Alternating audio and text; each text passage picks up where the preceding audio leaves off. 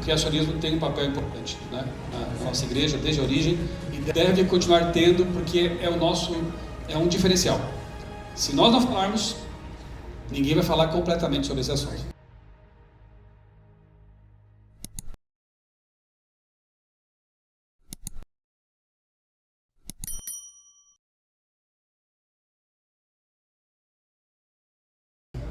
Bom dia, amigos, tudo bem? Bom dia! Uma alegria realmente estar com vocês aqui. Sempre que retorno ao NASP é assim, um clima gostoso, né? Eu passei aqui pelo menos 5 anos da minha vida com a família, nos momentos aí de férias, né? Eram momentos especiais. O pastor Evandro também era colega, como ele disse, de mestrado. E aí os filhos praticamente cresceram juntos, né? Então tem essa amizade, esse carinho. Foram momentos muito, muito especiais realmente.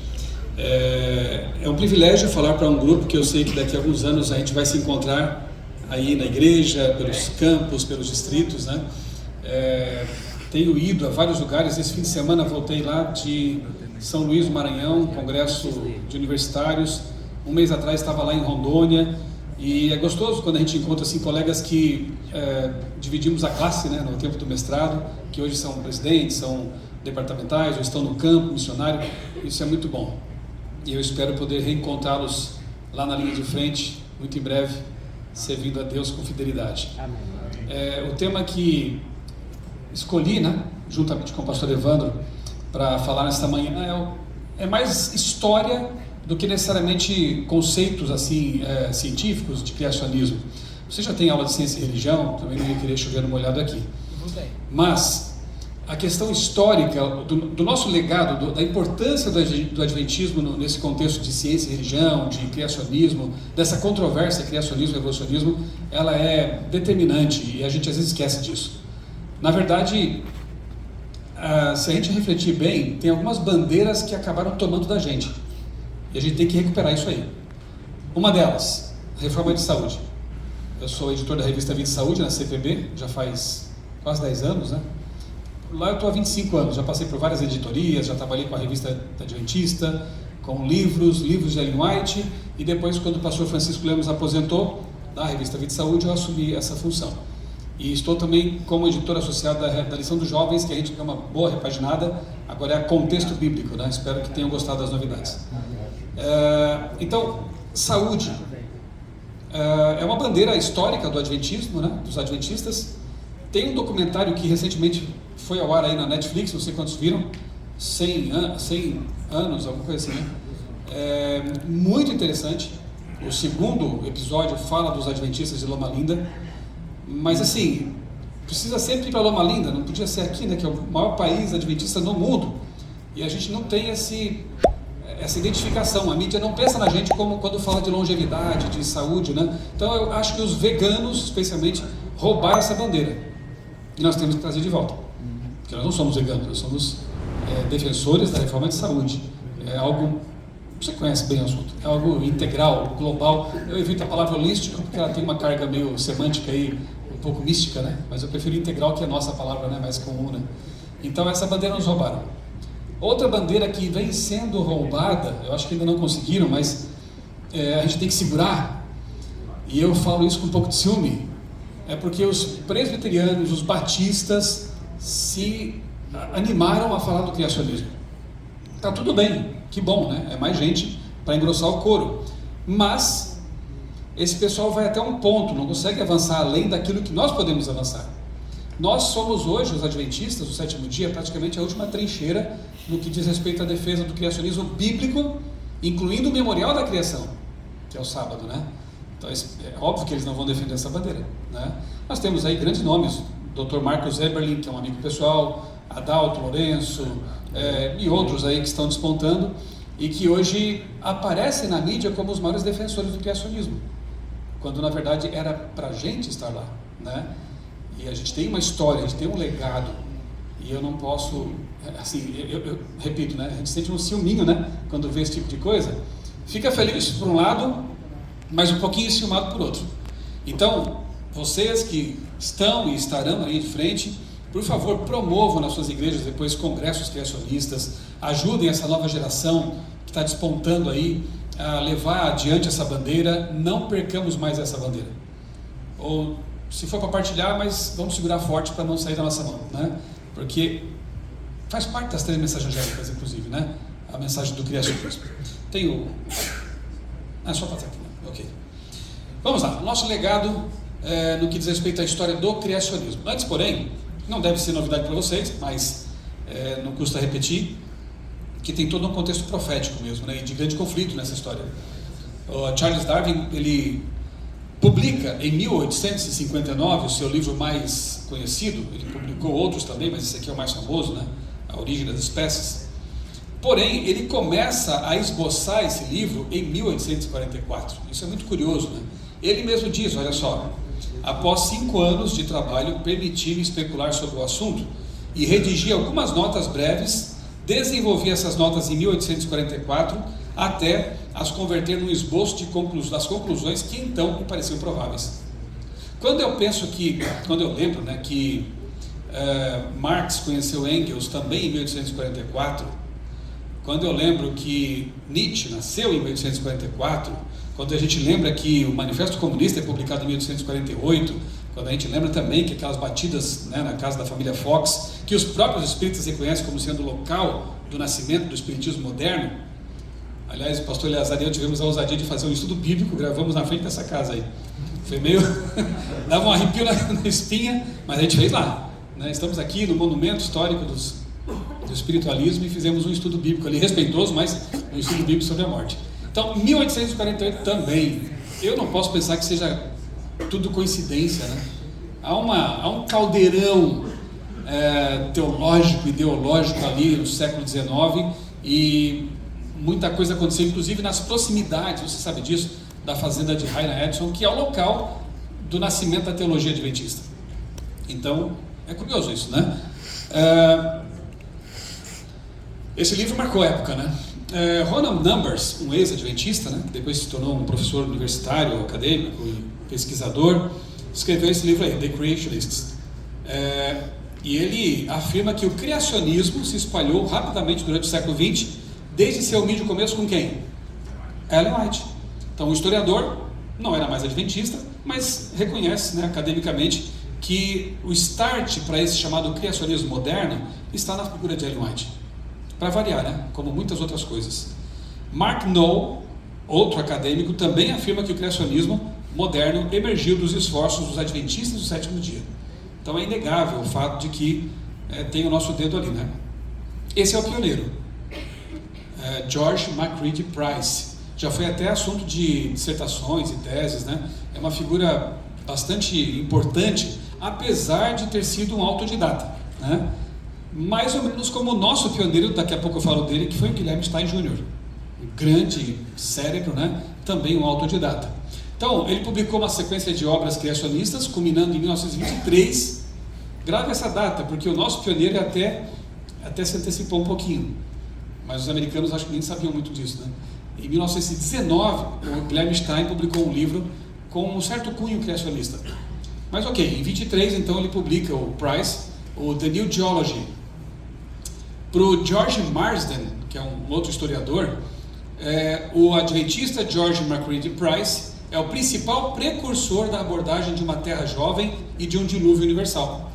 Então começa basicamente com ele. Lógico, bebeu da fonte de Ellen White e depois ele populariza conceitos como dilúvio universal, portanto ele é um dos pais do chamado catastrofismo.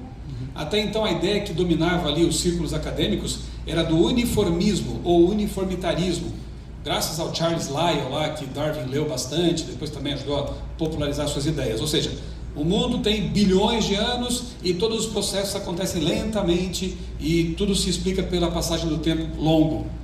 Aí o Price resgata uma ideia que lá no passado alguns já tinham defendido também, a do catastrofismo. Ou seja, houve uma catástrofe hídrica no mundo que deixou suas marcas. Então, os processos que parecem ter acontecido ao longo de muito tempo poderiam acontecer rapidamente se houvesse uma catástrofe dessas dimensões. É o dilúvio, obviamente. Terra jovem, aí os criacionistas não têm um consenso sobre isso, né? Uma coisa que é consensual entre nós, a vida na Terra é jovem, cerca de 6.000 anos, né? Mais ou menos, né? Nunca se bate o martelo. Agora, a Terra pode ter sido criada um bom tempo antes, não sabemos quanto, milhões, talvez bilhões de anos, sabe? e sem forma e vazia, né? E quando Deus diz haja luz, começa a semana da criação, é a terraformação, a organização da terra para conter vida. Esses são os criacionistas da terra antiga. O Price era da terra jovem, não tem nenhum problema. O importante é saber que a semana da criação remonta a cerca de 6.000 anos. Esse fulano aqui, o Henry Morris, ele é um batista, foi muito conhecido e famoso aí nos anos 60, 70, começo dos 80 também, porque escreveu bastante sobre criacionismo. Se tornou muito conhecido no meio evangélico. E ele, essa figura importante no meio criacionista evangélico, reconhece o seguinte, o escritor criacionista mais importante da primeira metade do século foi um notável homem chamado George MacReady Price. Aqui está o nascimento e morte dele. Seu vasto conhecimento científico e bíblico, sua lógica cuidadosa e seu belo estilo de escritor causaram-me profunda impressão quando comecei a estudar esse interessante tema no início dos anos 40, da década de 40. Ou seja, o maior expoente de alguns anos atrás do criacionismo no meio evangélico e batista especificamente, reconhece o Price como seu influenciador, né? Então o Adventismo inspirou outros defensores dessa causa criacionista. Price escreveu 25 livros, é uma produção razoável aí, né? Inclusive levando em conta que alguns eram calhamaços aqui, de 1902 a 1955, sobre a geologia do dilúvio, apologética geral e até um comentário sobre o livro de Daniel, que é um dos mais importantes livros que ele publicou. Tinha 726 páginas, publicado em 23 com o título The New Geology, esse clássico aí do Price, né?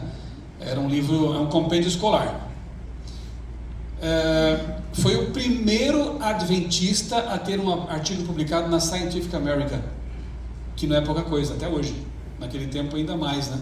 Então ele publicou artigos em revistas cristãs, como essas aqui, a Sunday School Times, Monthly Princeton Theology Review, e publicou um artigo na Scientific American.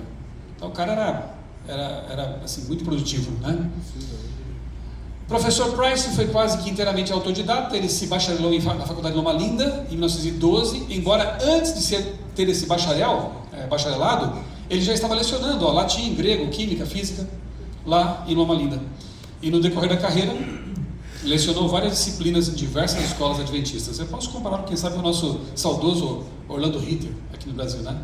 Apesar de que o professor Ritter, daqui a pouco eu vou citá-lo aqui na história também, ele tinha uma formação, foi ele e o professor Neville Gorski, que eu tive a alegria de entrevistar recentemente aqui no NASP, está no meu canal a entrevista, é um livro vivo, né? Está com 91 anos, não, vai fazer 100, né? Vai fazer 100 anos, 99. Ele e o professor Ritter, anotem aí, foram os primeiros adventistas a ter uma formação acadêmica na USP. Isso lá nos anos, 60, creio, 70, ele foi professor por muitos anos no NASP Campus São Paulo, quando só havia um campus. É bom conhecer a história, né? Dos nossos antecessores. E o Price eu comparo, assim, de certa forma, com esses grandes nomes aí que tivemos aqui também, como o professor Orlando Ritter, né, que foi um professor excelente. Rapidamente, a área de interesse do Price se tornou a geologia. Por quê? Óbvio, porque ele viu nessa disciplina uma forma de refutar a evolução e restaurar a fé na Bíblia, estudando o registro fóssil, estudando os fósseis, e de fato é assim mesmo. Aqui neste colégio, por muitos anos, lecionou o professor Naor Neves de Souza Júnior, geólogo, com doutorado pela USP também, uma grande figura. Hoje é o filho, né, que leciona, o Thiago, né, que também é doutor na área de biologia. Então, a geologia, de fato, ela fornece muitos argumentos interessantes para quem defende a bandeira do criacionismo, né? Especialmente a questão da coluna fóssil, da coluna geológica e do registro fóssil, porque você consegue apontar para o dilúvio. Eu estive algumas vezes pesquisando com grupos de pesquisadores criacionistas, e uma dessas foi lá no Araripe, no Ceará. E a gente estava ali a 500 quilômetros do mar e facilmente conseguindo encontrar, eu com meu martelinho lá, consegui encontrar um fóssil de peixe marinho lá no sertão do Ceará. E aí, como entender esse negócio, né? Então eles falam, o sertão vai virar mar. Tem uma música, né, do sertão vai virar mar. Já foi mar. Em algum momento, na verdade, mais da metade dos sedimentos continentais são de origem marinha. Montanhas, até no Everest, né, encontramos ali fósseis marinhos. Então, são fenômenos complicados para você explicar num contexto evolucionista, mas que numa visão do modelo criacionista você consegue trazer argumentos bem interessantes. E o Price percebeu isso lá atrás, na década de 20 já, né? Que a geologia não deveria ser ignorada, deveria ser estudada, e à luz da nossa cosmovisão bíblica. E por isso que ele conseguiu avançar bastante, né, nas pesquisas e na contribuição que deu para a Igreja Adventista e para outras igrejas também. Morris, de novo, diz o seguinte, que com certeza Price era de longe mais bem educado, no verdadeiro sentido da palavra, do que 90% dos PhDs e ThDs manipulados pela metodologia rotineira das instituições escolares. Que interessante essa fala dele, né? Só que, mesmo assim, muita gente por muito tempo ridicularizou as falas e os escritos dele. Por quê? Porque ele não tinha uma formação específica em geologia, em biologia. Mas eu pergunto, e Darwin tinha? No que Charles Darwin era formado? Teologia. Ele começou o curso de medicina, não gostou, o pai quis obrigá-lo a fazer, porque o pai era médico. Ele não gostou, foi viajar no Beagle, ficou 5 anos viajando pelo mundo no barco, né? E aí quando voltou ele acabou estudando o que tinha para estudar, além de medicina, que era teologia. E se tornou um naturalista, né? Veja, se é para debochar de alguém por falta de currículo, vamos debochar do Darwin também, né? Mas o pessoal não perdoava o Price. Naquele tempo já tinha cancelamento, embora a palavra não fosse essa, né? Avancemos aqui na história. Alunos importantes, isso é discipulado, né? O Price foi um discipulador, ele não guardou para si, ele treinou outros, ele discipulou outros, e alguns alunos importantes do Price foram Harold Clark, Frank Marsh, Ernest Booth, Clifford Burdick, cada um deles dando a sua contribuição para avançar mais o conhecimento e as pesquisas em criacionismo. O Harold Clark, aqui, foi aluno de Price no curso de Geologia no Pacific Union College em 1920. Embora seu campo profissional fosse a biologia, ele escreveu 2 importantes livros sobre geologia diluvianista: The New Diluvianism, e é publicado em 46, Fossils, Flood and Fire, em 1968. Então, também autores, também seguindo ali as pegadas do Price, do seu professor. Esse aqui, esqueci de trazer. Eu falei para meu filho, que tem memória boa, né? Filho, me lembra, de antes de sair de casa, eu levar 3 livros. Ele não lembrou de me falar quais isso aí, né? E eu, se tivesse lembrado, eu esqueceria qual era o terceiro. Mas um deles, que eu queria ter trazido para vocês, foi o primeiro livro que eu li de conteúdo criacionista antes de me converter. Porque, não sei quantos sabem, eu era evolucionista, né? E com 19 anos ali é que eu tive um choque de realidade no ensino médio, quando eu cursava Química. Conheci um adventista criacionista muito bom, o cara era estudioso mesmo, Deus colocou a pessoa certa na minha frente, ali no meu caminho. E para encurtar a história, depois de 3 anos de estudos e análise, eu acabei me tornando criacionista, muito feliz de ver que a Bíblia e a ciência se harmonizam, né? Antes eu não tinha respostas para muita coisa que hoje eu encontro, né? E o primeiro livro que eu li, alguém me emprestou, depois eu consegui comprar, acho que eu comprei um sebo em algum lugar, não me lembro onde foi, mas é o livro do Marsh, Frank Marsh, que foi publicado pela CPB em 1950, na década de 50, que é Estudos sobre Criacionismo. Mas é tão impressionante que quando você lê, são assuntos atuais. O livro praticamente não desatualizou. Eram temas importantes que continuam sendo, né? E o Frank Marsh foi aluno do Price, ok? E ele foi o primeiro PhD em biologia adventista no mundo. Ele obteve um PhD na Universidade de Nebraska. Lecionou diversas escolas adventistas, escreveu uma série de excelentes livros criacionistas, começando com Fundamental Biology, publicado em 1941. Foi o primeiro adventista do 7º dia a receber o título de PhD em biologia. Assim como o Gorski, né, e o Ritter foram os primeiros adventistas jovens a obter um título, né, acadêmico aqui no Brasil, numa escola, de uma faculdade pública. Depois eu volto a ele, mas a ideia legal do Price, entre as muitas ideias que ele teve, era conhecida como baraminologia. Baramin, tipos, né, espécie, né? Essa palavra talvez não devesse ser traduzida propriamente como espécie, segundo a sua espécie, porque cria uma certa confusão com a taxonomia moderna da biologia, e não tem a ver com isso. No original lá a gente entende que eram mais tipos básicos, né? Tipos básicos, que já comportariam, por exemplo, uma certa diversidade entre os cães, os gatos, ou mesmo entre nós aqui, seres humanos. são os tipos básicos que foram preservados na Arca de Noé, enfim, né? Então, para evitar essa confusão, o Marsh propôs o conceito de baraminologia, o estudo das espécies, dos tipos básicos, né?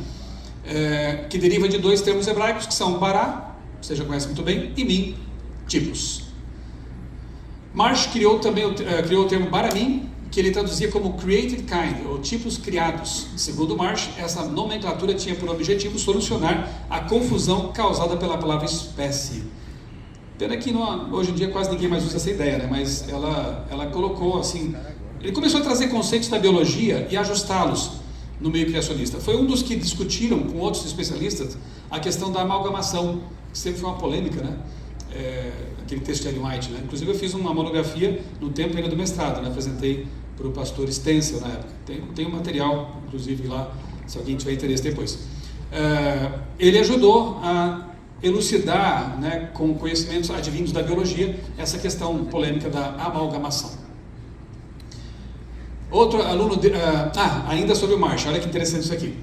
O cientista evolucionista que aceitou avaliar o livro Evolution, Creation and Science, de Marsh, o Theodosius Dobzhansky, deixa eu voltar aqui para você não ler na minha frente, só para colocar em perspectiva. Dobzhansky, na época dele, era um papa da evolução. Tá? O cara top, assim, uma autoridade em evolução.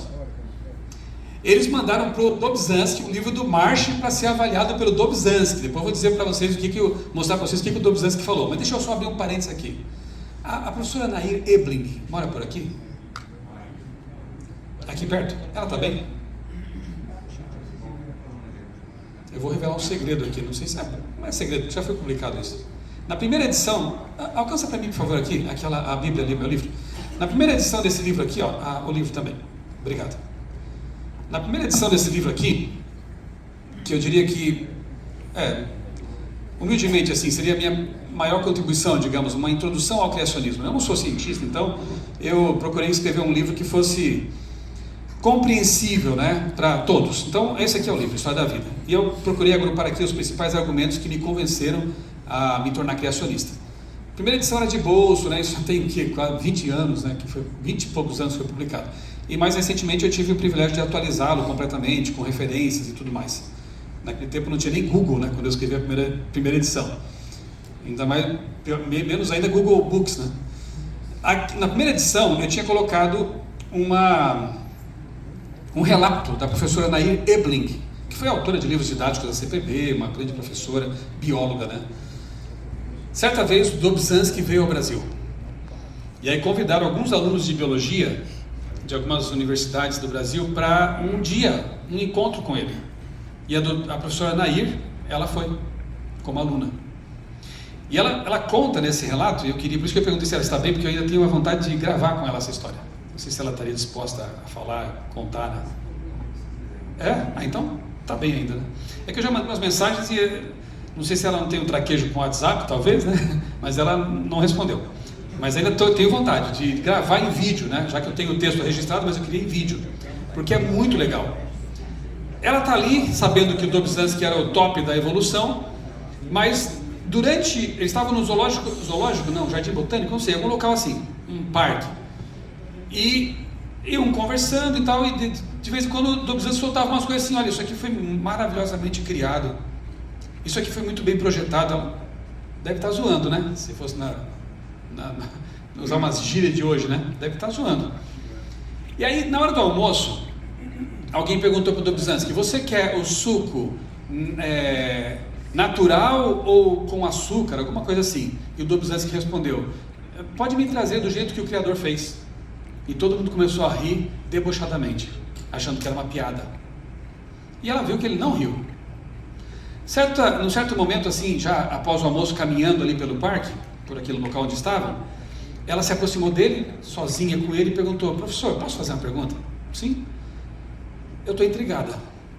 O senhor, um evolucionista, falou algumas vezes do Criador, e lá no almoço o senhor falou do jeito que o Criador fez. O que está acontecendo? Aí ele disse, você é criacionista? Ela falou, sou. Ela era adventista, né? Sou. Continue sendo. Eu já fui longe demais. Gente, isso aí me arrepia.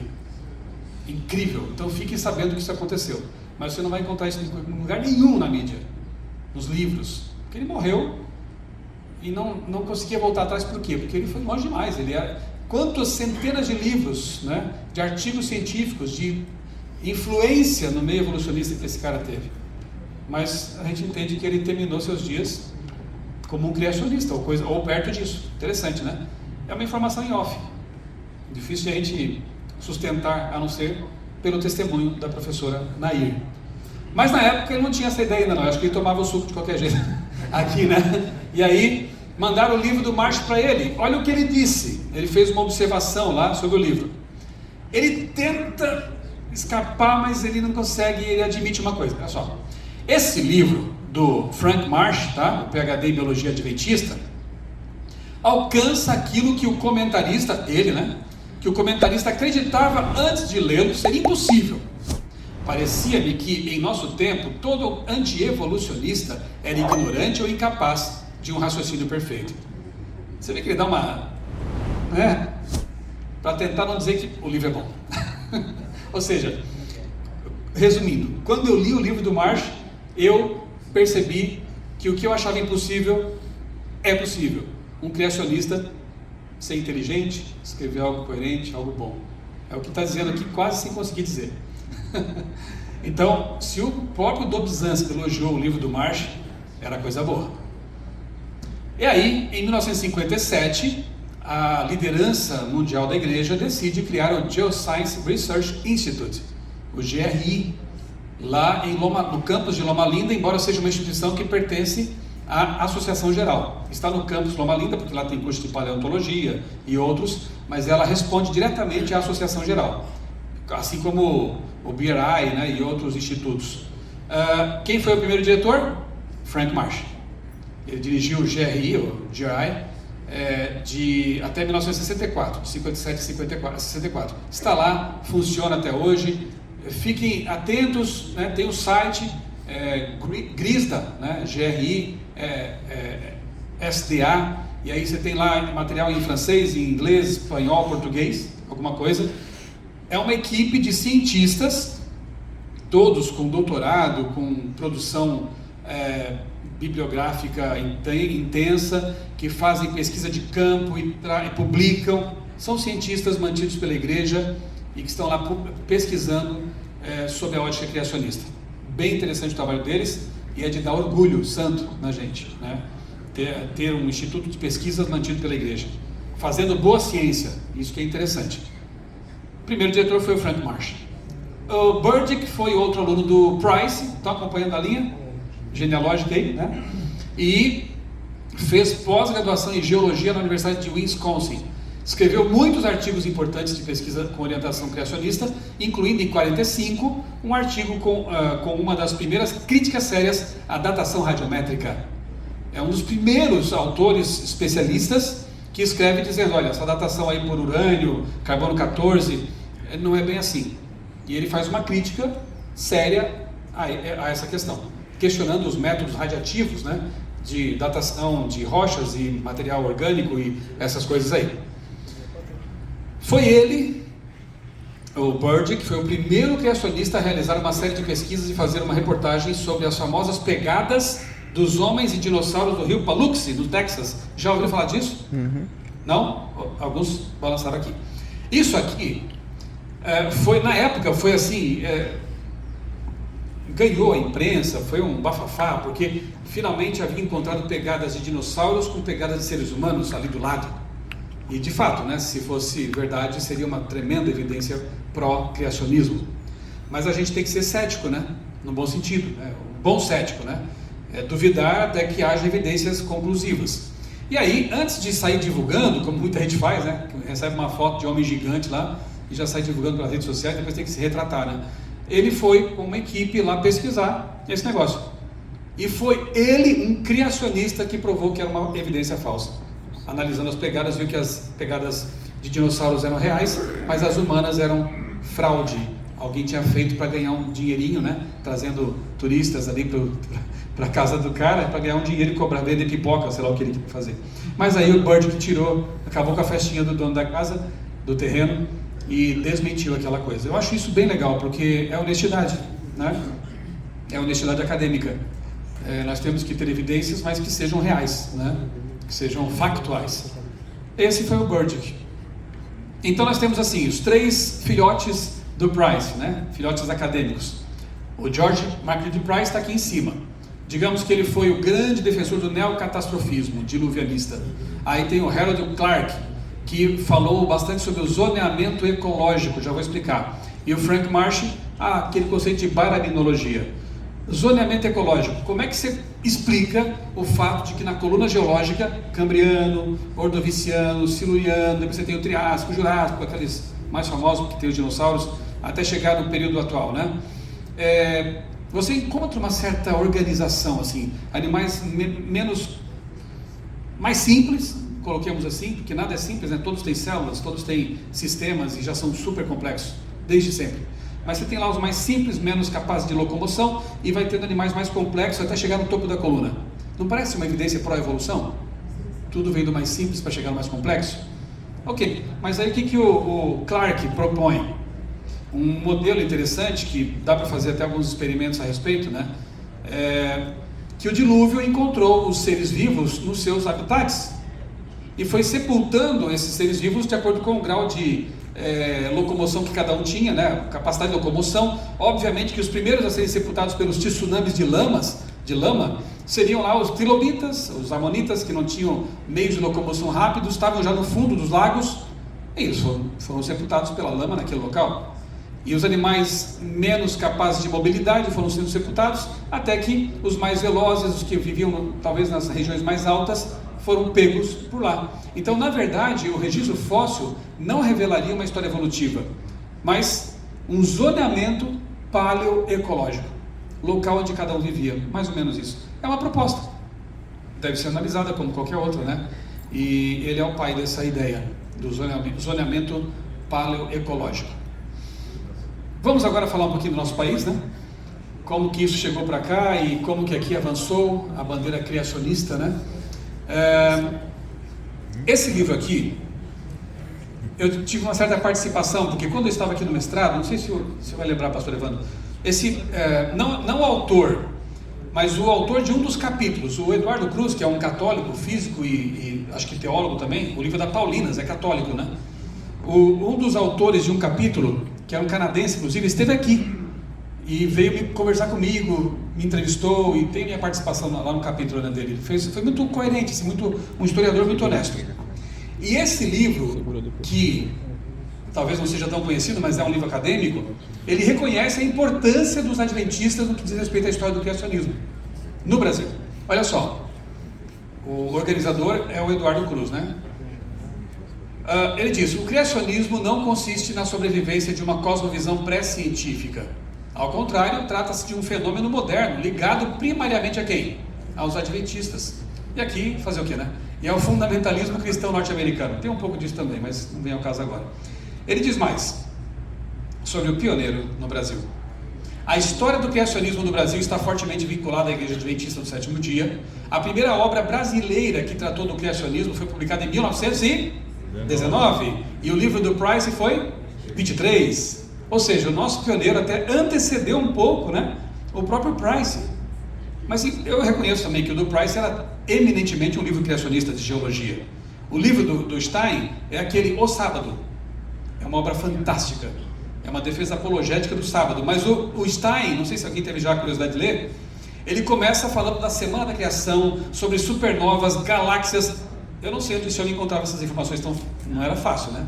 Mas Guilherme Stein Jr., é o primeiro adventista batizado no Brasil, ali em Piracicaba, no Rio Piracicaba. Era uma sumidade. Para mim, o Stein é o nosso John Andrews. Você sabe que ele conhecia 40 idiomas? Ele conhecia 40 idiomas, ele pesquisou e publicou sobre Tupi-Guarani, lia fluentemente grego e hebraico, fez a primeira tradução do Caminho a Cristo, não a primeira. O que aconteceu? O primeiro livro que ele teve, com o qual ele teve contato foi o Der grosse Kampf. Quem conhece alemão aí? Der grosse Kampf, que livro é esse? O Grande Conflito, em alemão. Ele leu em alemão O Grande Conflito. Wilhelm Stein era descendente de alemães. Era metodista, eu não lembro se ele era metodista ou luterano. Enfim, ele leu O Grande Conflito e se converte. certo? Ele sozinho, estudando a Bíblia com o grande conflito. Aí ele já, né, no contexto adventista, foi o primeiro editor, o primeiro professor, o primeiro diretor, só tinha ele. Foi o primeiro tudo, né, na igreja, porque era capacitado. Ele não gostou de ler o Caminho a Cristo em português. Falou: essa tradução é péssima, eu vou retraduzir. Então a tradução que nós temos até hoje vem dessa primeira tradução que o Stein fez para o português, porque a primeira que havia era muito, segundo ele, muito ruim, né? Então o homem era fantástico, né? E nesse livro sobre o sábado, ele fala sobre galáxias, sobre supernovas, sobre estrelas, faz uma defesa, uma argumentação genial sobre os dias da criação, Ion, né? Provando que eram dias de 24 horas, incrível. Eu tenho um milagre, eu vou me empolgando aqui, eu não sei nem quanto tempo eu tenho. Dá para prosseguir? Meia hora? Não, é suficiente. Vou contar uma história.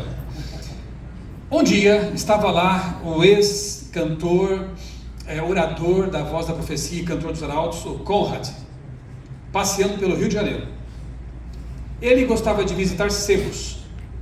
E naquele dia ele entrou no sebo, isso foi nos anos 90, se não me engano. Ele entrou no sebo, estava lá dando uma olhadinha naqueles livros antigos, usados, de repente ele se depara com um volume mais espesso, era uma Bíblia em alemão. Ele puxa, abre, uma Bíblia de 1800 e pouco, e tem uma assinatura lá embaixo: Guilherme Stein Filho. Me diga qual a probabilidade de um adventista que conhecia a história, porque ele é descendente também de alemães, né, da história do adventismo no Brasil, ele conhece a história, conhece a pessoa, conhece o dono da Bíblia, encontrar um sebo no meio do Rio de Janeiro aleatoriamente, porque Deus devolveu para a igreja essa obra. Então ele pega, compra e leva pessoalmente para o Dr. Rui Vieira, já vou falar dele aqui daqui a pouco, uma figura importantíssima, porque tem lá o centro cultural do criacionismo do Brasil, em Brasília, da SCB, Sociedade Criacionista Brasileira, está lá no museu. Eu podia ter posto a foto aqui, eu não sabia que ia falar dessa história, mas eu estou lá com a Bíblia na mão ali, eu estou apontando ali, mostrando as folhas de papel Bíblia que ele colava no meio, com várias anotações em hebraico. Incrível. Não havia curso de teologia, não havia recursos à mão, mas ele ia atrás. Ele era afiliado a uma entidade de astronomia nos Estados Unidos. O homem era incrível, né? Aqui tem uma informação equivocada no livro lá dos católicos, né, da Paulinas, mas tá bom demais, chegaram bem perto. Foi o primeiro adventista brasileiro. Na verdade, não. O primeiro adventista brasileiro é o Guilherme Bels, lá de Gaspar Alto, Santa Catarina, né? O primeiro converso. Mas ele foi o primeiro batizado. Por quê? Uma questão de geografia. Quando o pastor Frank Westphal desembarca no Rio de Janeiro, vindo para o Brasil fazer os primeiros batismos em 1890 aí, irmãos, 95, 1895, o pastor Westphal vem ao Brasil fazer os primeiros batismos. Como ele estava no Rio de Janeiro, era óbvio que ele era mais próximo vir para São Paulo, interior de São Paulo, do que ir para Santa Catarina direto, porque já havia conversos aqui em 15 anos, da conversão do Bels até a do Stein, em 15 anos, os comportores trabalharam, os missionários trabalharam, e várias pessoas foram se convertendo. Então o pastor Westphal vem para fazer os primeiros batismos aqui no Brasil, e o primeiro foi o do Stein Jr., lá em Piracicaba, ok? Pastor Westphal voltou para a Argentina, porque o campo dele era lá. Quem foi que veio no ano seguinte, não, na verdade, no fim deste mesmo ano, de 1895, para ser o pastor do Distrito Brasil? Lembra o nome? Não. Um outro alemão, né? Rudolf Graf. Vocês têm que saber, hein? Rudolf Graf, primeiro distrital do Brasil. Estava lá no Rio Grande do Sul, chamava no celular: pastor, vem aqui para a Bahia para fazer um batismo. Aí ele tomava um avião, nada disso, né? Ele escreveu um livro, um opúsculo, né? Com o título 100 Dias no Lombo de uma Mula. É um relatório de viagens dele. Incrível, incrível. Coisa linda essa história. Vocês têm que ler A Chegada do Adventismo no Brasil, hein? É uma história linda demais, a gente tem que conhecer para que nós tenhamos as nossas raízes bem aprofundadas, né? Esse é o homem, primeiro editor, primeiro professor, primeiro diretor de escola, foi um monte de coisas. Continua aqui o livro da Paulinas. Uma das denominações mais importantes no desenvolvimento do criacionismo foi e ainda é a Igreja Adventista do Sétimo Dia. Aquilo que o Ronald Numbers fala do adventismo nos Estados Unidos, o Eduardo aqui da Paulinas fala sobre a nossa igreja no Brasil. enfatizando a leitura literal da Bíblia, base para a sua afirmação de que o sábado seria o verdadeiro dia de repouso, ordenado por Deus. Ellen White, ele coloca Ellen White na história também, e outros fundadores afirmaram que o mundo teria sido criado em 6 dias literais. Eu acho um belo testemunho, né? Pelo menos os que leram esse livro talvez saibam mais do que muitos adventistas que não sabem dessa história, né? Está lá registrado no livro da editora Paulinas. Tem uma outra figura que é bem pouco conhecida, mas que eu acho tão legal a história dele, Julio Minhan Ares. Morreu em 73, um ano depois de eu ter nascido. Ele nasceu na Espanha, veio para o Brasil e se estabeleceu em Porto Alegre, trabalhou numa fábrica de doces. A supervisora dele, Nila, o convidou para assistir uma série de conferências na igreja adventista. Eles foram batizados e se casaram. Uma história bonita de romance também. Julio, se formou em teologia pelo CAB. É o antecessor aqui do curso, né, de vocês, o CAB. Hoje o NASP. Em 1925, foi a 4ª turma de teologia. Foi pastor no Brasil, na Espanha e em Portugal. Tá, mas o que mais? Tem mais, e é bem interessante. Ele também era um autodidata nas áreas de ciências, né? Estudava biologia, especialmente astronomia, que ele gostava muito. Dominava 7 idiomas. Temas ligados à astronomia, ao espaço, que resultou na produção de várias coleções, como A Conquista do Espaço. Isso vale a pena até uma dissertação, viu? Ou um TCC, fica a dica. O nosso primeiro seria o primeiro, mas não era um pastor ordenado, foi ordenado, mas não era um pastor de formação pelo curso teológico. Esse aqui eu creio que possa ser considerado como o precursor assim, dos que vieram depois, né? Um pastor cientista, um pastor astrônomo amador.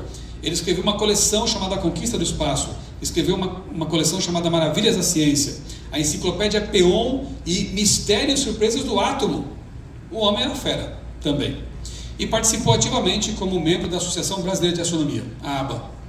Está aqui, ó, dele, Julio Minhan, a página de rosto, né? Convite à Ciência, Antropologia, as Teorias da Evolução. Uma crítica científica ao evolucionismo. Também tivemos nossos grandes nomes aqui, né? Maravilhas da Ciência foi publicado pela Associação Brasileira de Astronomia em 1950. Nesse livro, na página 281, Minhan escreveu o seguinte, olha só. Uma escritora americana, Ellen White, que nada sabia de astronomia e que provavelmente nunca ouvira falar sobre a nebulosa de Órion, em um de seus livros traduzido para o português, com o título de Vida e Ensinos, depois de comentar essa luminosidade, escreveu, e ele cita então o texto de Ellen White lá do livro, né, Vida e Ensinos. Isso, ou seja, tem uma citação de Ellen White no livro de astronomia da Associação Brasileira de Astronomia.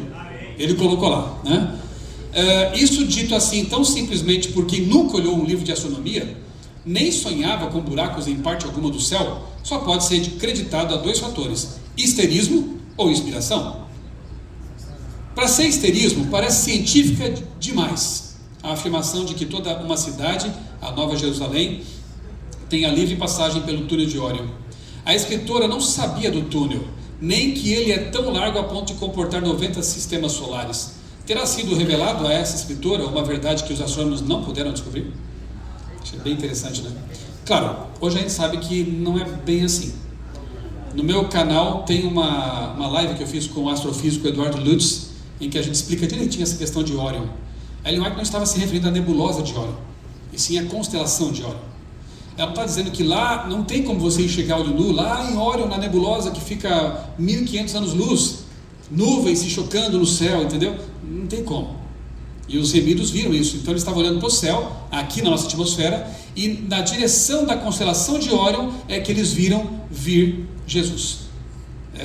Resumidamente é isso. Tem uma live bem longa no meu canal, se você quiser assistir depois, procura lá no buscador, põe lá Órion, e a gente conversa mais de 1 hora sobre esse assunto.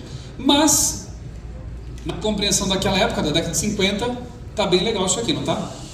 Ele menciona aqui a nebulosa, embora fosse a constelação, são coisas bem diferentes, mas está ali, né? Ele registrou o fato de que essa autora, simples como era, já falava de temas bem avançados para o século XIX e começo do século XX, né?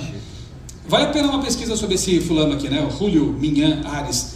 É bem legal a história dele, bem pouco conhecida. Aí eu volto ao Frank Marsh, porque ele publicou, nós publicamos, né? A CTB publicou nos anos 50 o livro dele, Estudo sobre Criacionismo, e que eu disse para vocês que foi o primeiro que eu li sobre o assunto. Foi o livro dele e a apostila do Dr. Orlando Ritter, professor Orlando Ritter. Quando eu encontrei, eu recém-convertido, encontrei na casa do pastor distrital lá de Criciúma, Santa Catarina, minha terra natal, eu vi na estante lá uma apostila com o título Estudos sobre Ciência e Religião. Ah, pastor, me empresta isso aí. Eu preciso ler esse negócio. Eu devorei aquela apostila. Assim, né? Fantástica. Fiquei maravilhado com aquele conteúdo. Professor Orlando Ritter. Essa apostila foi relançada pela SCB, ok? Uma edição comemorativa, no formato de livro.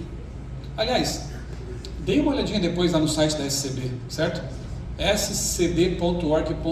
Tem a loja virtual, tem livros ali muito, muito bons. É uma literatura mais técnica, né? A CPB tem alguns livros, como o meu aqui tem, mas é um pouco mais popular. Ali, da SCB, é um material mais técnico mesmo. E vale a pena você conhecer e depois recomendar para as suas ovelhas universitárias, para conhecerem também esses materiais. Esse é o professor Ritter, a apostila Ciência e Religião, 77, 78, ele produziu esse material e por vários anos foi o material, foi o conteúdo das matérias dele em Ciência e Religião no curso de Teologia do CAB, em São Paulo. Ele lecionou por vários anos para os pastores da época, né? Imagina o privilégio que deve ter sido, né? Ter tido esse senhor como professor. Eu assisti alguns sermões dele. Ele faleceu com 92 anos. Eu tive o privilégio de fazer o culto de 90 anos. Eu fui a Mato Grosso do Sul, a Campo Grande, ele morava lá, e lá ele faleceu. E assim, tem uma outra história também que dá tempo.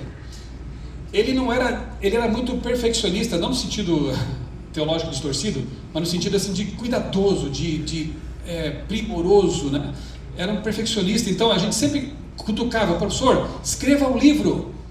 E ele relutava, porque se não ficasse perfeito ele não conseguia publicar. Uma vez eu consegui colocá-lo numa armadilha. Eu peguei uma palestra dele, que foi gravada numa fita VHS, lembra desse tempo? Uma fita em VHS, eu levei para casa, decupei, a linguagem jornalística é transcrever tudo. Eu transcrevi toda aquela palestra e transformei em perguntas e respostas. Enviei para ele e falei assim: professor, eu transformei sua palestra em entrevista, eu vou publicar, você quer revisar? Aí deu certo. Ele revisou e faz parte do meu livro Porque Creio, que é uma coletânea de 12 entrevistas com pesquisadores criacionistas, né? Então foi o jeito que eu contei de publicar alguma coisa, não do punho, mas da voz dele transformada em texto, né, corrido. Aí no fim da vida ele escreveu um livro, um livreto, que acabou sendo publicado com o título O Professor. Recomendo a vocês. Só que quando chegou na CPB, não estava assim tão bem organizado, publicável, né? E acabou não sendo aprovado pela comissão editorial. Eu fiquei com dor no coração por isso. Não contem para ninguém, isso é um segredo de bastidor da CPB. Eu entrei em contato com a família e falei assim: me mandem o original. Eu vou dedicar um tempo nas minhas férias para organizar o material, porque para mim era um privilégio. Ele me abençoou demais, né, na minha vida, e eu tinha que fazer isso. Aí passei minhas férias organizando o livro. Era bom, só que precisava de um toque de editor, né? E coisas bem interessantes estavam lá para o fim, mas devia estar no começo para aprender a leitura já. E fui costurando e tal, organizando, mandei para a família e disse: não contem para a comissão que eu fiz isso. Ressubmetam e digam que um jornalista trabalhou no livro. Até hoje o pessoal lá não sabe disso. E eu fiquei muito feliz, porque o livro foi aprovado e foi publicado com o título O Professor. Leia. Eu tive o privilégio de escrever o prefácio do livro. E me deixou muito feliz, porque é um livro empolgante, assim, para quem ama a história, para quem gosta de ter contato com mentes brilhantes, que é o caso dele. E ele faz um recorte da história de São Paulo na época da Belle Époque, né? É muito bonito, um tempo de pontualidade no Brasil, de cavalheirismo, uma época que dá saudade, mesmo não tendo vivido nela, né?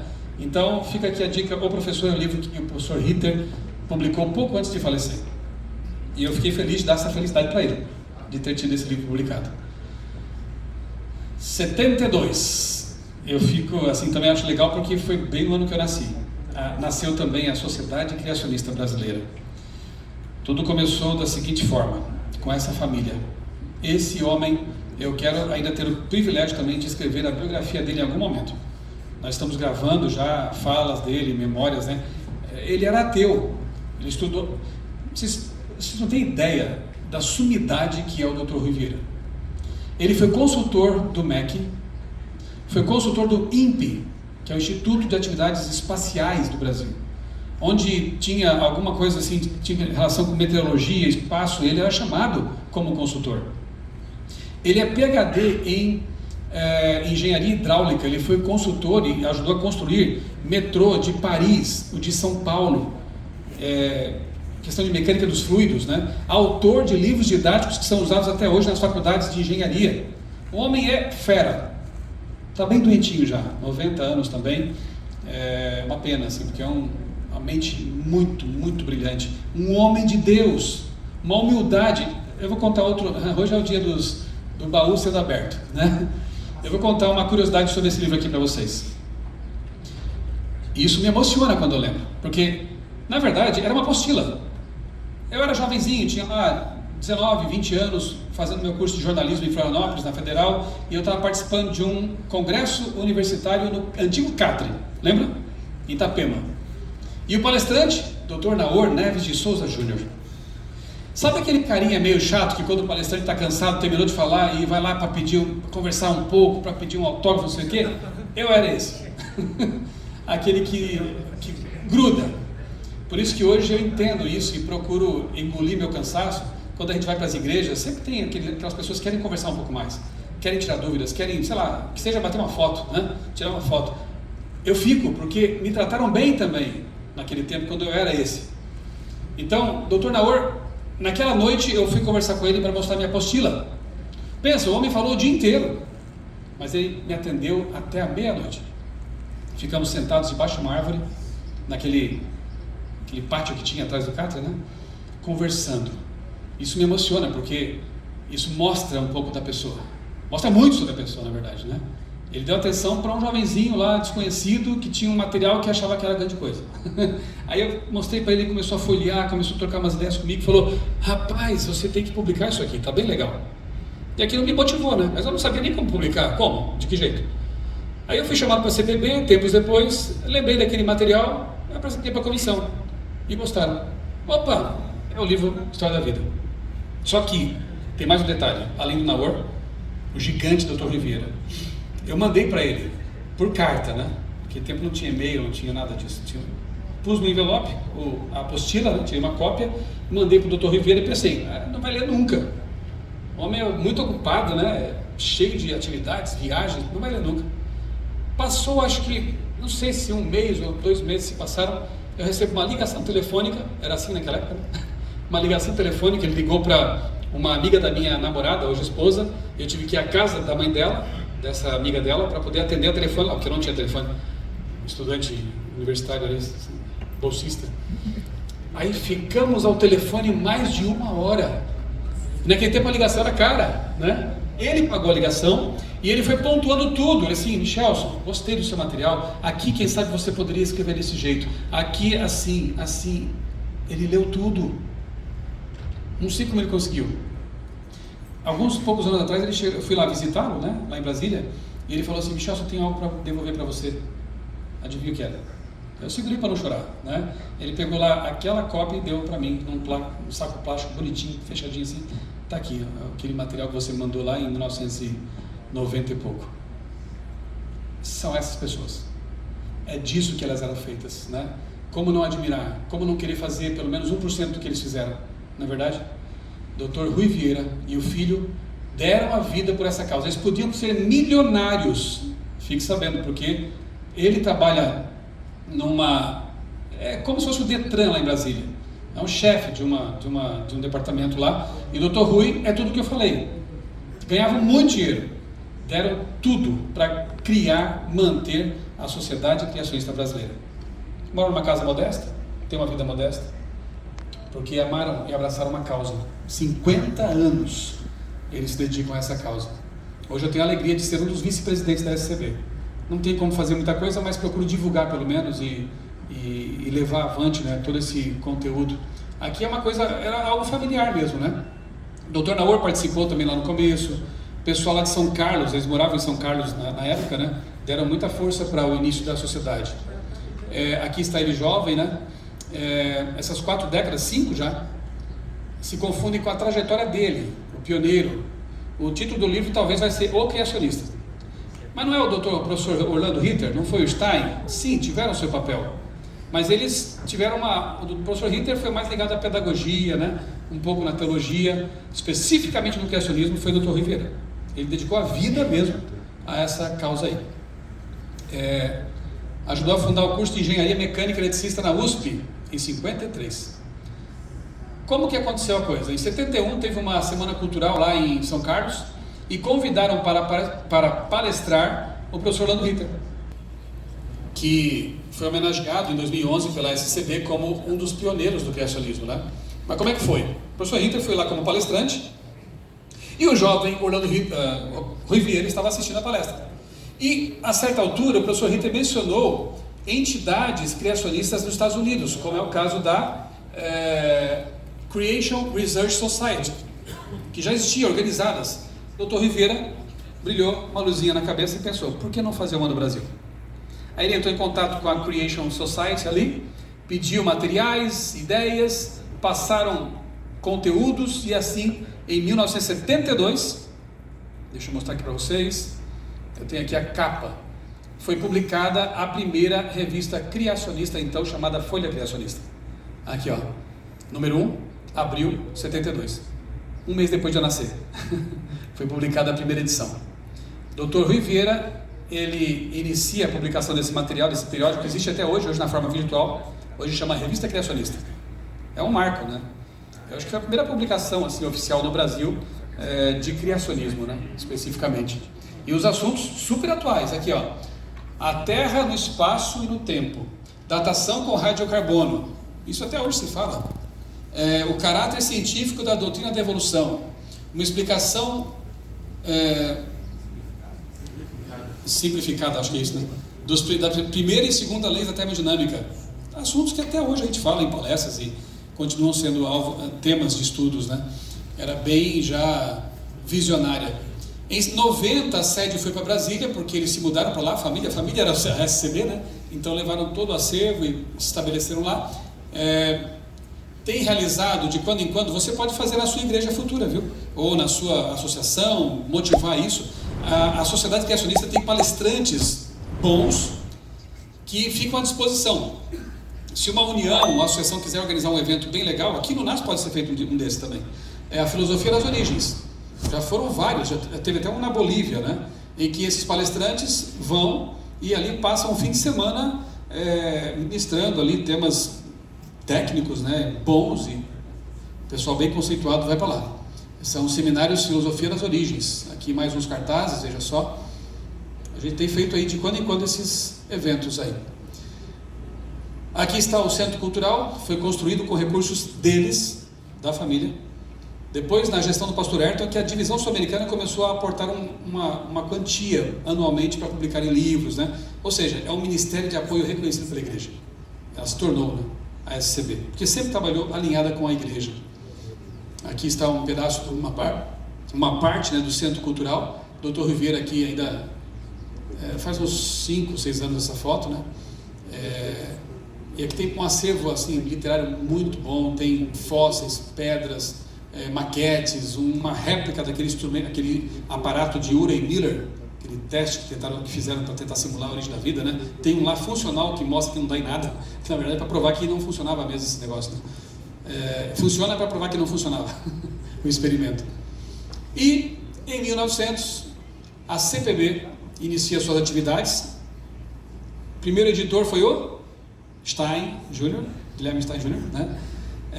Começou lá no Rio de Janeiro, era só um pequeno escritório, depois foi para Taquari, porque já tinha um colégio nosso ali, aí podia compartilhar o espaço, né?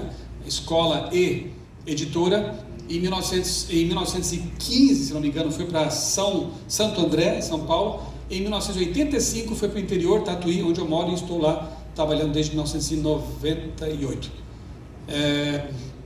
Qual a importância da CPB no contexto criacionista brasileiro? Bastante, né?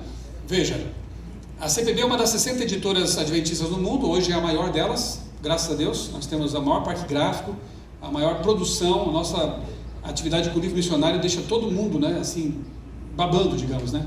Porque, vejam, serão 27 milhões de livros do Grande Conflito só no Brasil. É a maior tiragem do mundo.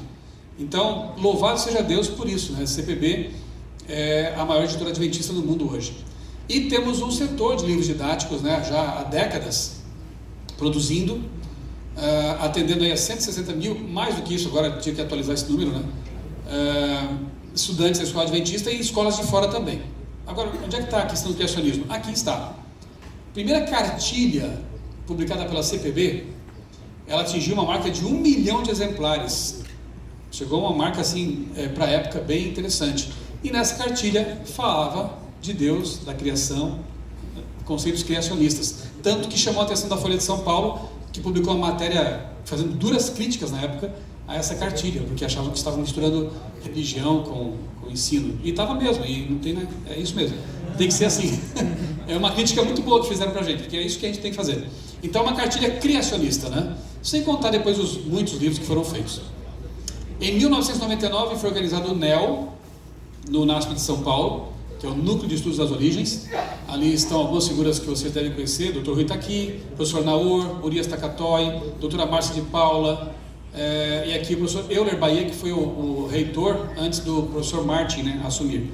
Então é um grupo que criou ali o NEL para realizar pesquisas e eventos no NASP de São Paulo durante o terceiro Encontro Nacional de Criacionistas. Era realizado a cada 3, 4 anos esses encontros aí.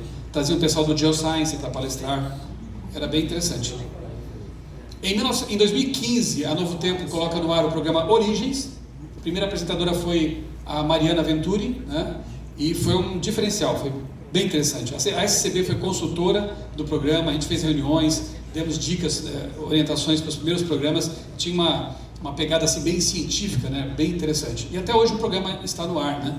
Então é um diferencial adventista, é uma colaboração. Eu acho que não tem outra igreja que tenha um programa específico sobre criacionismo com a qualidade da Novo Tempo.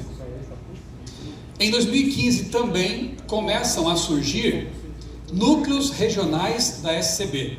Isso nos deixa muito felizes, porque é a nova geração subindo, uma nova geração despontando.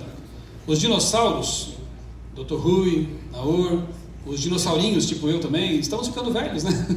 Estamos já cansando, então precisa ter uma nova geração. Assim como o Price discipulou alguns, a SCB e outros estão discipulando também outros para que levem avante.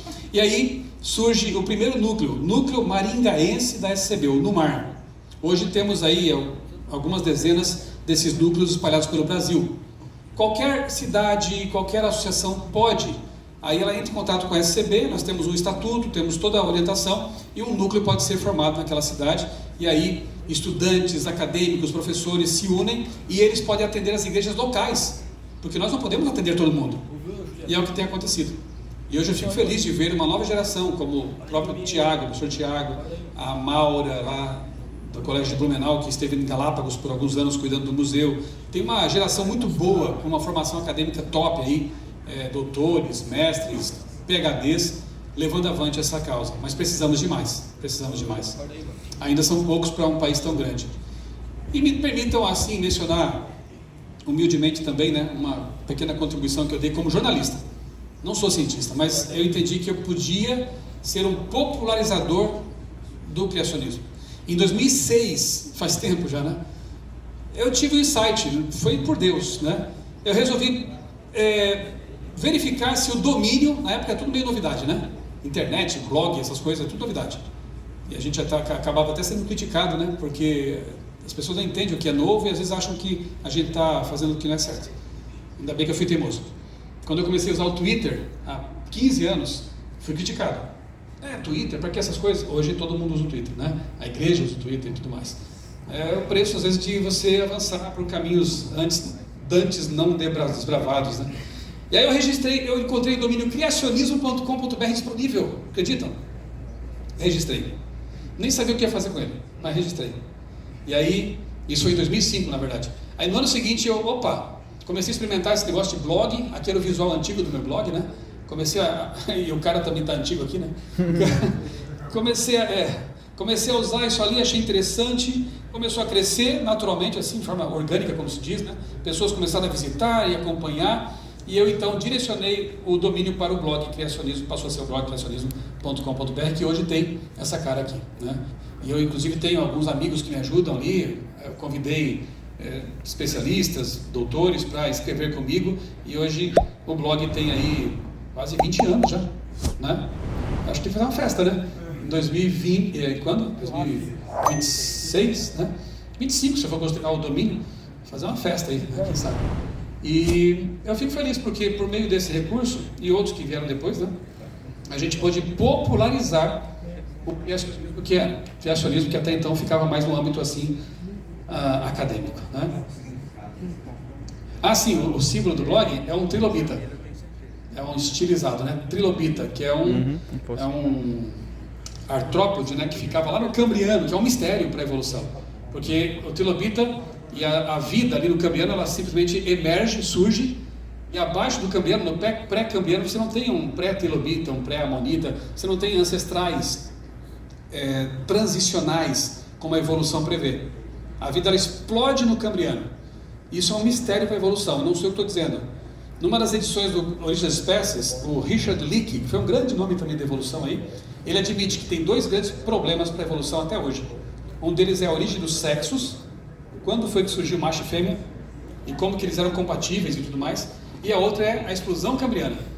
E por isso eu coloquei o trilobita como o símbolo do meu blog, porque ele fala, sem palavras, né? Ele fala desse mistério da vida e do dilúvio, porque a explicação melhor para a extinção deles abaixo fossilizados, debaixo de lama, é o dilúvio. Então, por isso esse íconezinho ali.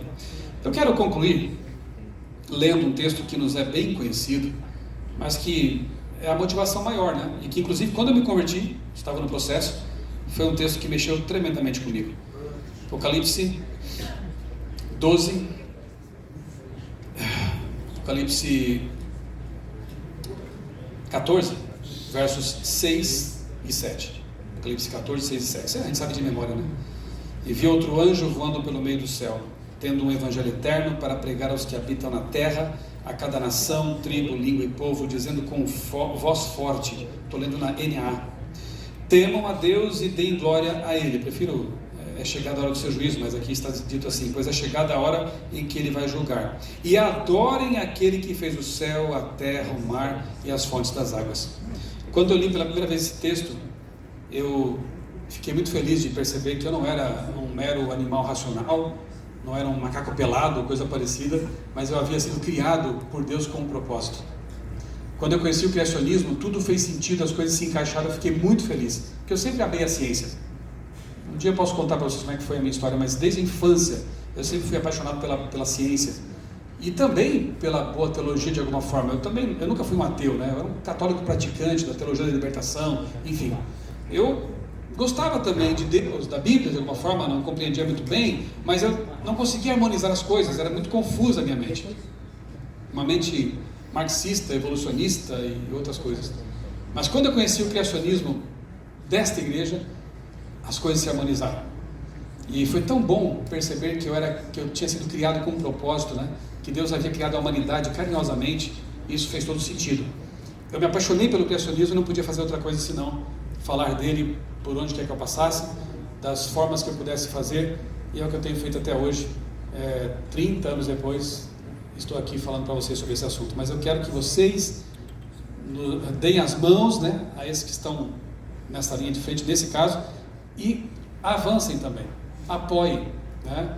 Ajudem os jovens da igreja, porque um grande percentual deles acaba abandonando a fé quando vai para a faculdade, a gente sabe disso, né? Mas se a gente tiver uma formação boa, apologética, criacionista, bem basada na juventude deles, poderemos preservar muitos deles na igreja também, né?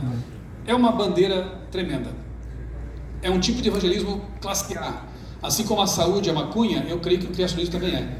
A gente consegue alcançar pessoas que não seriam alcançadas talvez com outro tipo de assunto, e o criacionismo tem um papel importante, né, na nossa igreja desde a origem, e deve continuar tendo, acho que já é um aviso para parar, né? Deve continuar tendo, porque é um diferencial. Se nós não falarmos, ninguém vai falar completamente sobre esse assunto, tá bem? Amigos, obrigado, espero que tenham aproveitado esse conteúdo e que possam se unir a nós nessa causa.